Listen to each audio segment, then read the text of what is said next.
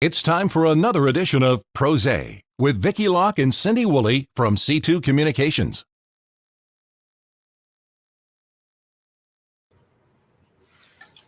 Cheers, everybody. Cheers.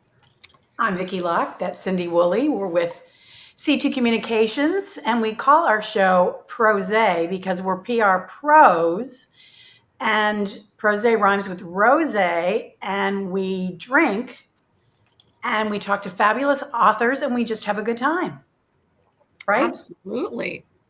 Now, let me tell you, Vicki, I am so glad that passing through Georgia, I had this peach wine available after I saw the trailer for our author today, because wow, so southern and so sweet. Just seems like it's going to be a very interesting conversation today. What are you drinking?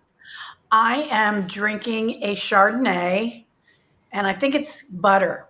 Cheap, got it at Total Wine, who should be our sponsor, but it's delicious in my Bubbles and Bling Yeti cup. Bubbles and bling. Everything's better in bubbles and bling. Everything is. So, speaking of the South, and speaking of drinking, we'll find out if he's drinking. If you like high drama, suspense, dark and twisty, hold your breath with anticipation novels, then the Cicada Tree is going to be the book for you. It's a story about an 11-year-old piano playing prodigy, Analeise, set in the fictitious town of Providence, Georgia in the 50s. Now, critics say it has the makings of an instant cult classic. The author is Robert Gwaltney. He is, excuse me, I need to clear my throat. I think it's the bubbles and bling. He's a Southern fiction writer. He's a graduate of Florida State, serves as VP of Easter Seals North Georgia Inc., Children's Services, and prose editor of the Blue Mountain Review. And he might just be my favorite new author. Welcome, Robert. Thank you so much for having me. It's a pleasure to meet you, ladies. Now, you're at work, so you're probably not drinking with us. So I am drinking a Death Wish coffee. It's not alcoholic, but yeah, it keeps me going. That's good. That sounds like 3 or 4 espressos. I think so, yeah. Because don't you drink a lot of coffee when you're writing?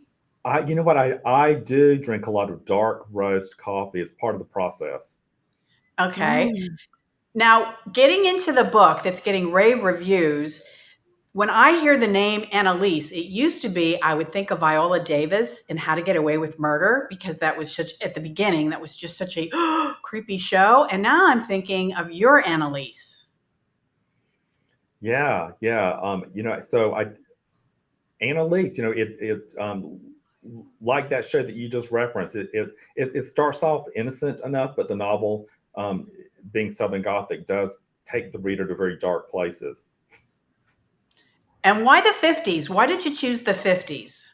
So for me personally, I think that I believe that it would be easier for readers to suspend disbelief when I was introducing elements of the supernatural or elements of magical realism into a place which seemingly on the exterior was a much easier, much more innocent time. And also, I love the fashions of the 50s. So I have a character, Cordelia Mayfield, who dresses in head to toe Christian Dior throughout the entire novel. So if this is made into a movie, she's going to have Dior, right? Absolutely. I love that period in fashion. It was known as the New Look. A lovely silhouette for women. You also love music, and I can't believe I was telling Cindy that you actually have a playlist on your website. I do. Music is a huge part of my process, and for the Cicada Tree, I utilized Moonlight Sonata thematically and lyrically to help me through the writing process. There's this work of there's something called Cordelia Sonata, which is a piece of music that haunts Analeise throughout the novel, and it was a wedding gift from her. It was an engagement gift from her husband, Kingston Mayfield. So when you hear me reference Cordelia Sonata, basically I was utilizing Moonlight Sonata as a point of reference for that. Were Do you you playing do that when you were writing? Yes, I would. I would play Moonlight Sonata. So Moonlight Sonata, there are three parts, and within the novel there are three acts. So throughout Beethoven's work, the pacing becomes more frenetic, as does the novel with the rise of action and climax. So I tried to think of when I was structuring the novel within three acts, I was thinking of those three movements of Moonlight Sonata. Now, I understand there was some of your personal story in this, and some loss that you had experienced. Could you tell us a little bit more about that? Well, so of course the novel takes place in the South, and I've lived almost my entire life in the South. And when creating the fictitious town of Providence, Georgia, I I sort of cherry picked elements of Cairo, Georgia, where I grew up. Of course, the novel's completely fictitious. Providence is completely fictitious, but I did introduce elements of my youth into the novel as points of reference when I was world building. So when you're referencing loss, I'm wondering exactly what you're referencing, but I'm going to take a guess. So I'm the oldest of four boys, Hmm. and so after me, there was a sister who was born. She was born with spina bifida and passed away at a very young age. And I always wondered what it might have been like to have had a sister. And the Cicada Tree really is a bit of a love letter to all of the women, the Southern women that I've known in my life, my mother, my grandmothers, my great grandmothers, and there are sisterly themes throughout the Cicada Tree. So I think, though I didn't consciously set out to do it, on the other end of this creative process, I can see where that early loss probably impacted some of those themes that I introduced into the novel. Now, did you have this idea in your head for quite some time, or did you have to piece it all together? So the Cicada Tree started off really as quite a different novel. I'd started to write a novel some years ago. It was going to take place in the 1970s. The protagonist was going to be an 11-year-old boy, and the mother was Analeise Newell. And several chapters in, the mother was so interesting to me, and she was making very interesting choices. And I'm like, so I just started asking her, and I started thinking, what were you like as a girl? What happened to you? What made you like this? And so that really was the birth of the Cicada Tree. Me just being fascinated with that one particular character, and that's how the story started to grow. I'm wondering if people out west or maybe in on the East Coast, if they're familiar with the sound of cicadas. Because I Wow. lived in Georgia for a long time, and I remember I found it comforting in my backyard, but a lot of people thought it was a little scary. Yeah, it's this constant drone. When cicadas are in the height, especially during these broods, you have these 7 year, you have these 13-year broods that come about. Of course, we experience cicadas every summer, but with- when you have these broods, it's almost plague-like, and the sound is deafening.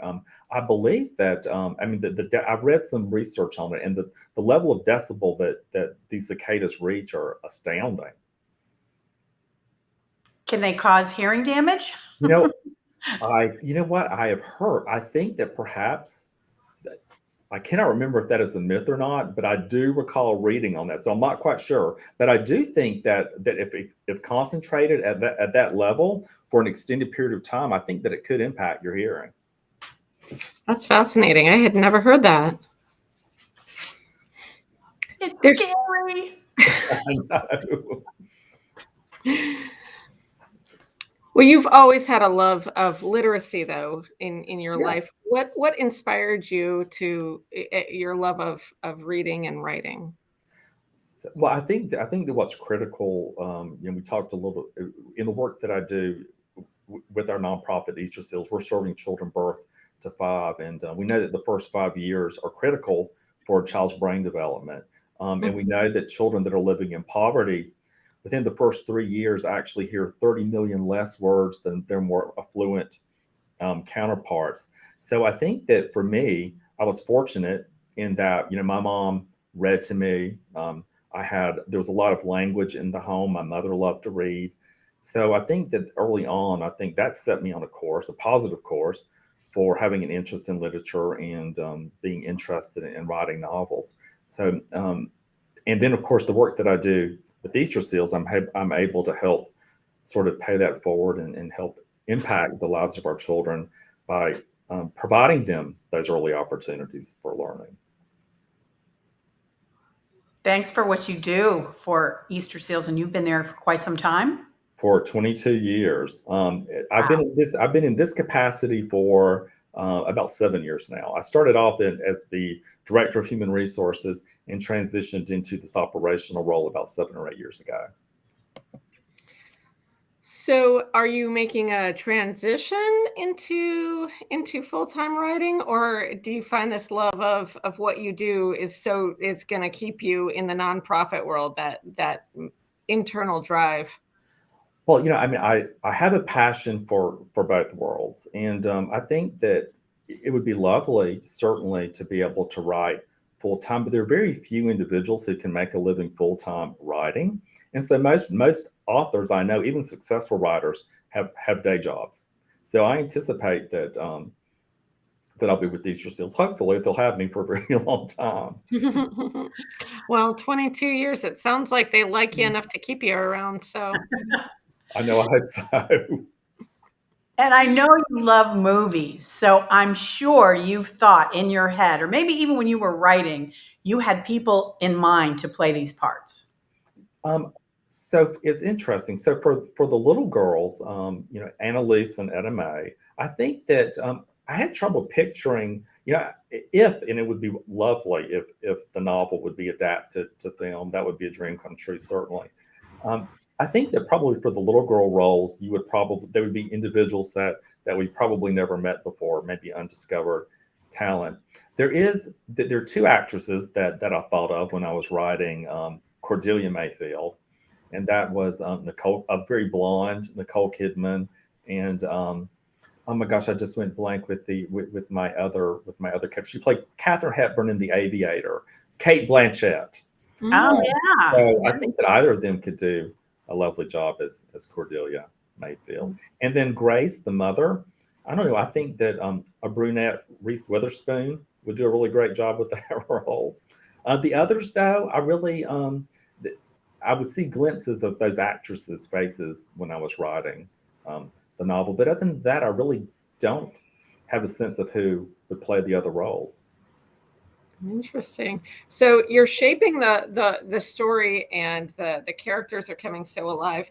Tell us more about your process in writing. In that, where are you pulling from, and are you going to Starbucks, or are you sitting on your back porch with some sweet tea? Well, it's interesting. When I first started writing, I had to have complete silence. It's been an evolution, really, how I go about writing. So I had to be complete silence. I would have to wear these noise cancellation headphones, and I would do it at home. But over the years, because writing is such a solitary endeavor, that I did venture out and I did a lot of writing in coffee shops. And when I'm really in the throes of the moment and the scenes and the chapters, I could really tune everything out.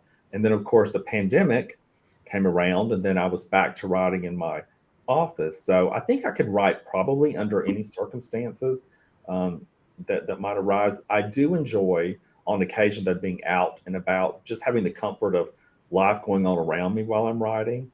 But when Mhm. I'm home, um, I will light a candle, I'll drink a lot of coffee, and I'll listen to music that will just help me thematically and lyrically move the project forward. Mhm. Now, I read that you draw on childhood insecurities, early loss, and your boyhood quest to find magic in the world. What do you mean by looking and trying to find magic? Well, I think for me, magic equates to hope, and as a boy growing up in the South, I'm an adult gay man. Of course, I'm a boy of the '70s, so of course, it was not always easy growing up in the South, playing differently, talking differently, my interests being different from some of the other boys. And I think that for me, I think most children pretend and they like to fantasize that they have some extraordinary ability. For me, I would write this. I would write my own narratives, and I would make life different from what it actually was. And I would imagine, myself having some extraordinary ability that would set me aside or help sort of protect me from the world a bit. So I think that the writing of childhood experiences and introducing those elements of magic into the work, I think just comes very naturally. I keep my 11-year-old self in my pocket, so he's pretty easy to access. So, what was your favorite superpower? So my favorite superpower, I think, well, invisibility would have been really great. And then, of course, I would, like most kids, I really think that having the ability to fly would have been really cool. That You was could, me. yeah, I think that I would have liked to have fun. But I also have always admired people who have great artistic ability, dancing, singing, being able to play the violin or the piano. I'm a failed pianist. I took 1 year and I was awful at it, but I've always admired people who could. So that's why you have so much music and all these kind of superpowers in your book. They're Ab- extraordinary. Absolutely. It's something that sort of sets them aside. All of the women in the book have something extraordinary about them. It's interesting with arts and different abilities. My daughter's a dancer, and she's been a dancer since she was 4 years old. Um, and for a while, she fell in love with the violin, but she has dyslexia, or a form of dyslexia, and so the numbers and the letters together just didn't work for her. It just got to be too stressful, and so she shifted full time to dance, and it was just embracing the powers, embracing that the way that you learn in your art that can really, I think it is a superpower. I think it's a magic that all kids should be able to explore. So um, I wouldn't call yourself a failure on the piano. Just Thank you. just learned a different way. Exactly. I learned a different way. Absolutely. That's good perspective. You said you keep your 11-year-old self in your pocket. What were you reading and doing when you were 11 years old? Do you remember? Were there books that transported you to certain places? Yeah. Well, so I remember one of the first books that was read to me in school was in third grade, and I think it was Ralph and the Motorcycle. But I loved having someone else read to me and have that experience. But I think about the fourth grade, I was introduced to Charles Dickens' Great Expectations, and my all-time favorite literary character is Miss Havisham. She the woman who's jilted on her wedding day, and she lives out the rest of her days in that old decaying wedding dress with the wedding banquet table still set out, and she really wants to. She adopts Estella, and she is her bright hope for bringing misery to men in the world. And I loved that. I was so fascinated by that. Those whispery conversations that Miss Havisham would have with young Estella. So that was so I think that's that and the Bronte sisters, um, Jane Eyre and Wuthering Heights. I think from a Gothic perspective, really impacted my imagination as a boy, and which transitioned into my love and interest in the Southern Gothic. And how did you develop your love of music? Was there somebody instrumental in your life that introduced you to the classics? I've always loved. So it's interesting. I From the sixth grade on, I was a band student. So in the sixth grade, we were introduced to the recorder. We call them the toot flutes. And so from seventh grade until I was a senior in high school, I was in marching band and concert band. I played the trombone. And it wasn't an instrument really that I wanted to play. It was just sort of, I was just sort of told, hey kid, you've got this aptitude for the trombone, which I don't think was truthful. I think they just needed trombone players. But I was involved in the music program in school. So I am familiar with music and do have a little bit of musicality about myself.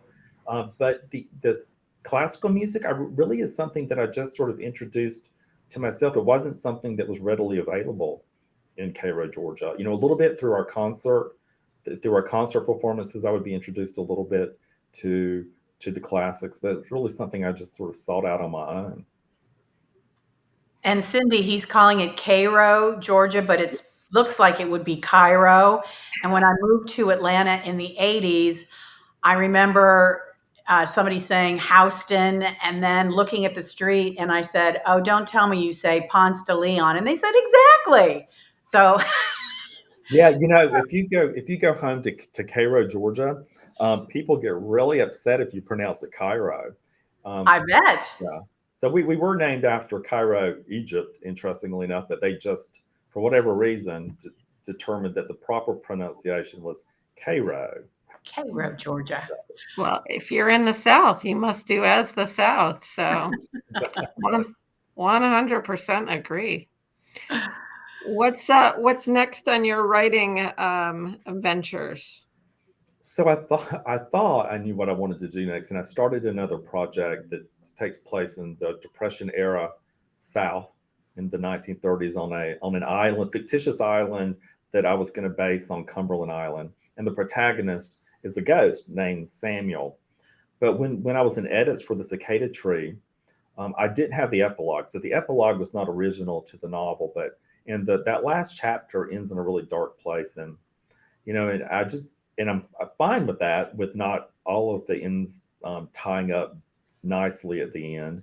But I felt like the novel needed a few extra beats, so I wrote an epilogue just a few months ago, before the novel came out, and I presented it to the publisher. I said, "You guys, I really feel like we need this. What do you think?" And they loved it, and they said, "Certainly, I think that it will give service to the story, so we'll add it." And it was when I was writing that epilogue that I just started to wonder what happened to these girls a few years later. Analeise starts out at 11, and then I'm kind of thinking I'd like to explore Analeise at 14 and Etta May at 13, where they are and what's happened in their life, and these young women going into adolescence, and they're coming into their extraordinary abilities. So I think I have an idea for how to do a follow-up novel to the Cicada Tree. I think that's what I'm going to be working on. And the Yeah. working title is Sing Down the Moon. What's the last book or the last movie that made you cry? Oh gosh. Well, I can tell you the first book that ever made me cry, and then Okay. that'll give me time to think about the last book that made me cry. So the first book that I really ever felt emotionally moved by, I think I was in the seventh grade, and it was Goodbye, Mr. Chips. And that the ending of that book, I think I was in the seventh grade when I was reading it. And I read it over Christmas holidays because I had a book report that was due. That book really moved me. And I would say that the last book that really moved me is a Southern book titled One Good Mama Bone by Bryn McLean. And she won the prestigious Willie Morris Award for Southern Fiction. And it's just beautifully rendered. When I closed that book, I thought about her characters for weeks thereafter. And I had an opportunity to meet, I was so obsessed with the novel. I knew someone that knew her. And I reached out to them. I said, "Do you think that Bryn would speak with me about her novel?" And she was very lovely, as most of the author community is very open and very supportive. And we arranged a Zoom, and I was able to talk to her about her work. So I would say that was the last novel that viscerally moved me, and I cried throughout that novel. It was just so beautifully done. Wow, and you got to meet her and talk to her. That's great. Yeah, and I had this really cool opportunity on March 24th. The Pat Conroy Literary Center in Beaufort, South Carolina, is going to be hosting a Cicada Tree event at Nevermore Books, and Bryn McLean, who wrote One Good Mama Bone, is going to facilitate Q&A with me. So I'm really excited about that. Oh, You're how going to be exciting. nervous. Yeah, we Zoomed just the other day. She actually is reading the book now, which is terrifying. When people that you know and other authors are reading your book, it's nerve wracking. Mhm. Well, how can people get in touch with you? So I have a website, robertlgwaltney.com, and all of the links to my social media are on my website. Great. We wish you the best of luck. The book is just amazing. It's so different. And I was telling Cindy, The amount of talent in the Atlanta area when it comes to authors is unbelievable. It's staggering. I joked the other day that you can't throw a rock in Atlanta, Georgia, and not hit a talented writer. It's so true. True. And you're also supportive of one another and so supportive of local bookstores. Absolutely. Well, we wish you all the best. Thanks for being on Prose. Sorry you had to drink coffee and you couldn't drink with us, but we hope to see you and meet you soon in person, live. Thank you so much. It's been a pleasure. Thank you.